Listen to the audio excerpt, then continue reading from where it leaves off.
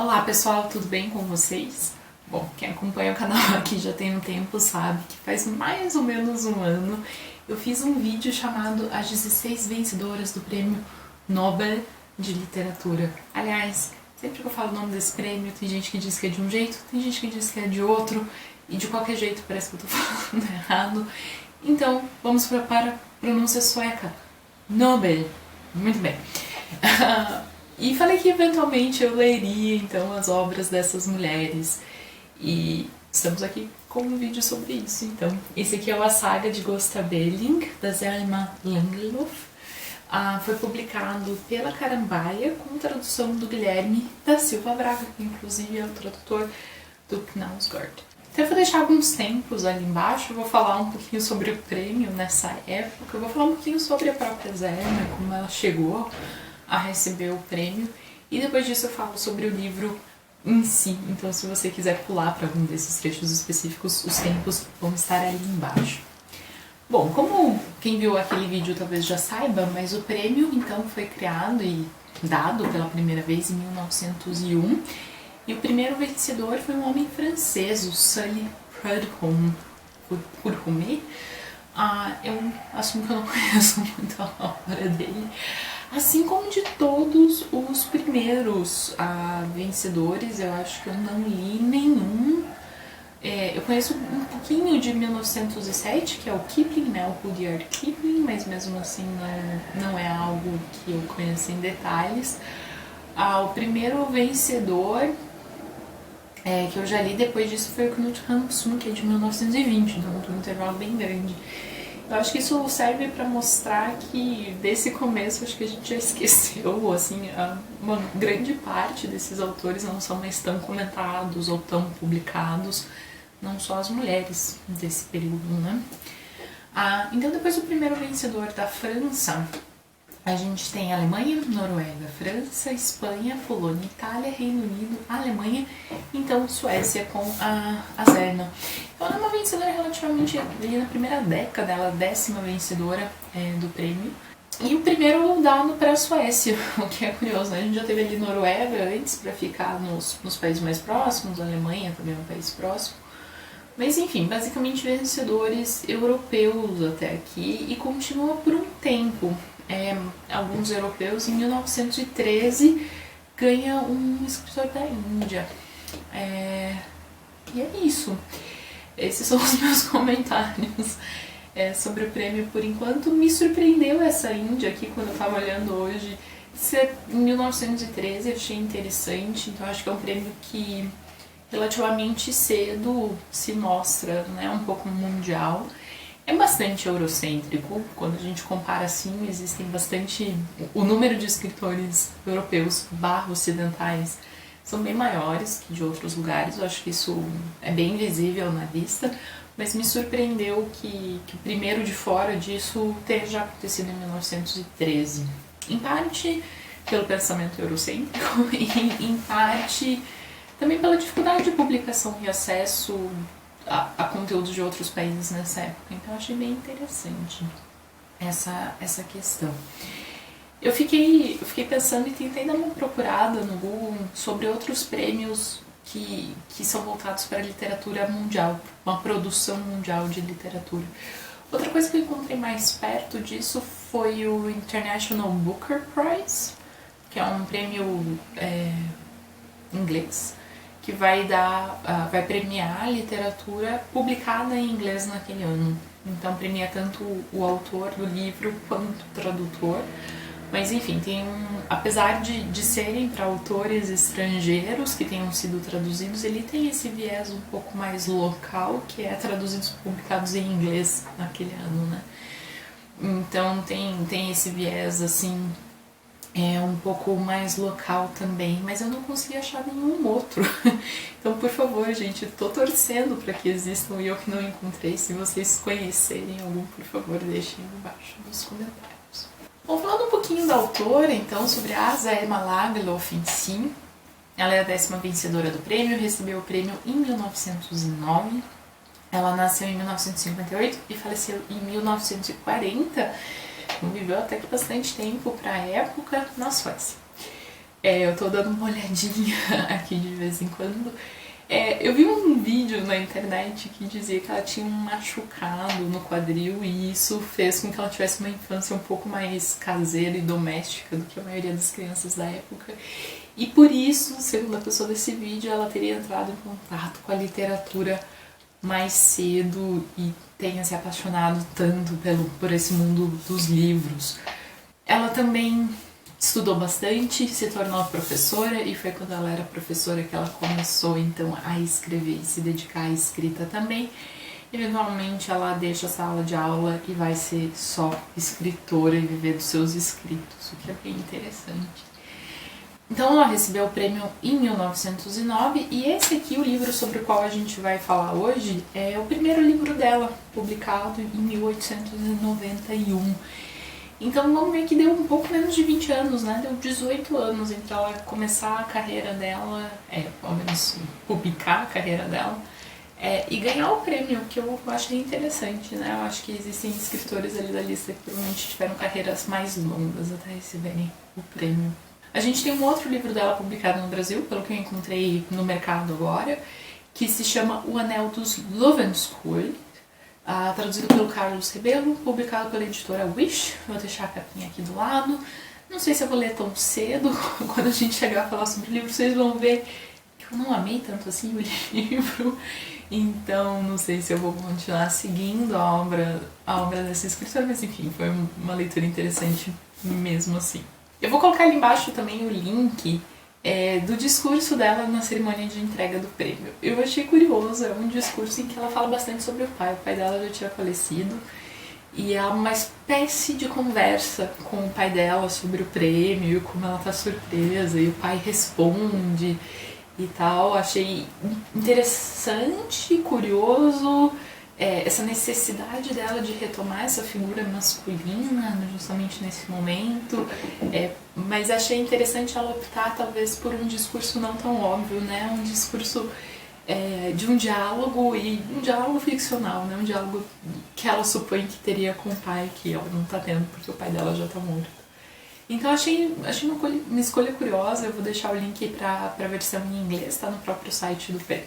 Outra coisa que eu achei interessante é que mais pro final da vida dela, ela se envolveu bastante com um ativismo pelas mulheres, principalmente em relação ao direito de voto das mulheres. E, enfim, ela foi bastante importante nesse período e achei essa uma informação bem legal. Fiquei bem feliz de saber isso sobre ela também.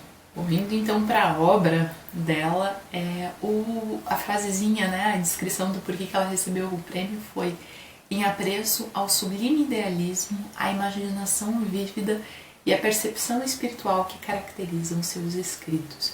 A gente estava ali num período bastante naturalista, bastante realista da literatura, e ela vai ter uma pegada um pouco mais fantasia, um pouco mais realismo mágico, vai dialogar muito com contos de fadas e legendas e mitos locais, e vai trazer tudo isso para dentro da obra dela, e vai ter esse clima bem mais onírico em seus escritos.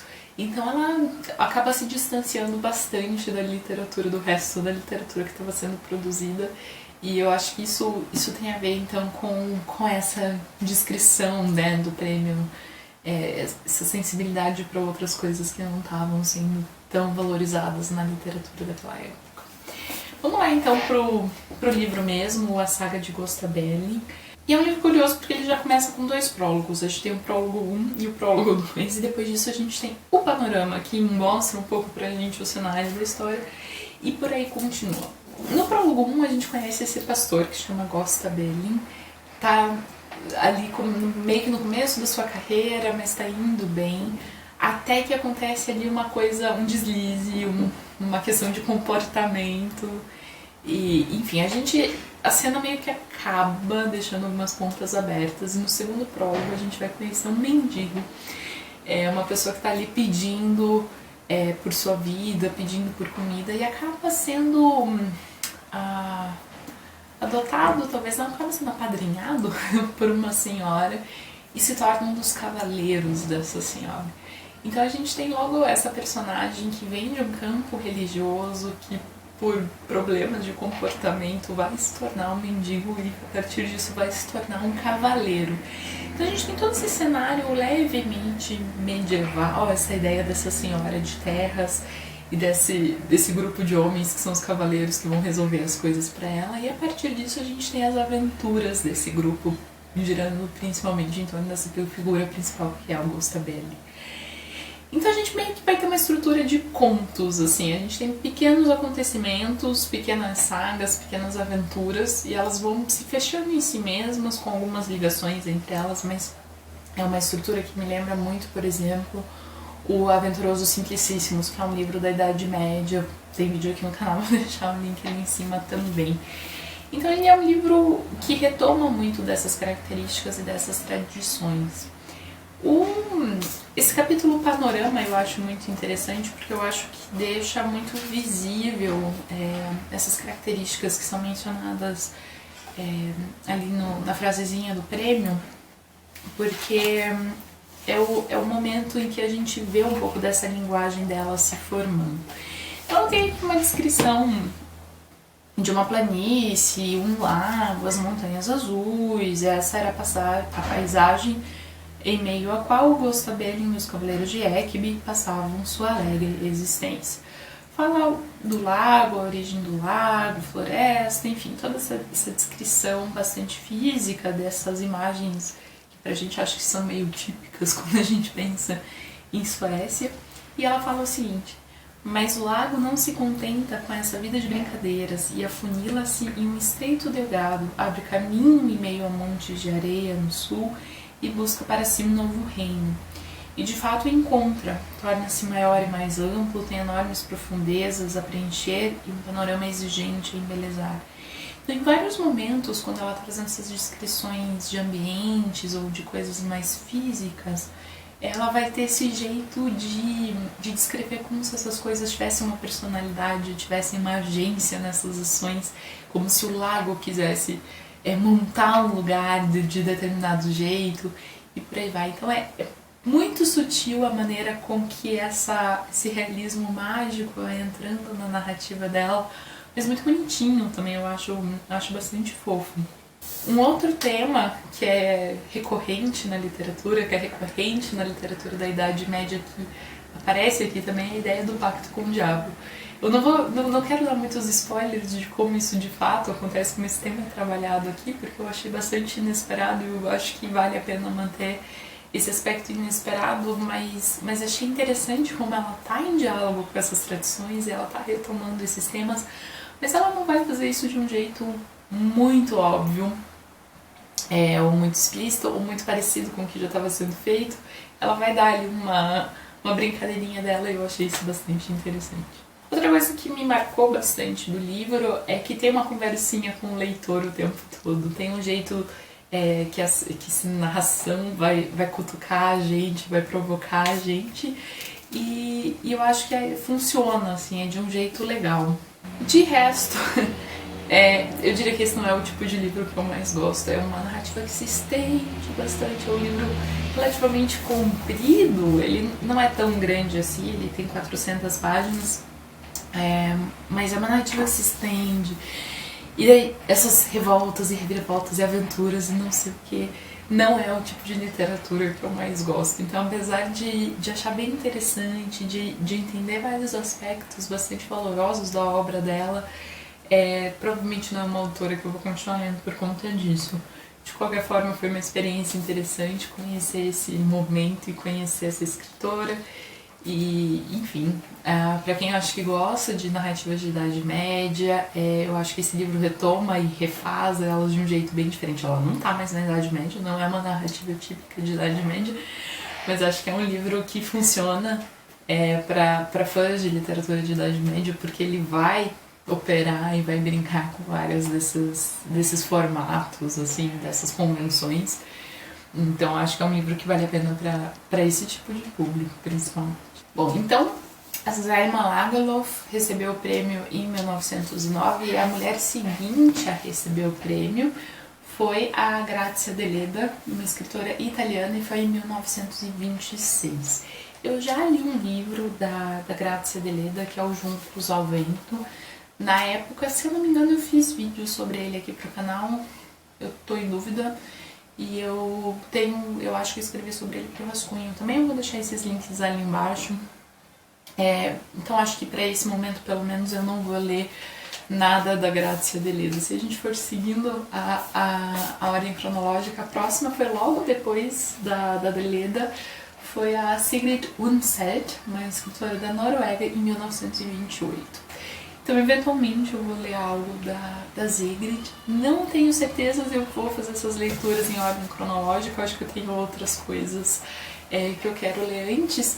Mas o que eu vou fazer então é uma playlist com todos os vídeos que eu já fiz sobre vencedoras do prêmio também, que já existem aqui no canal. E quem quiser ir acompanhando aí de alguma forma, então vou ficar feliz de receber os comentários de vocês sobre essas leituras e essas escritoras também. É isso, pessoal. Espero que vocês tenham gostado do vídeo e até mais. Tchau, tchau!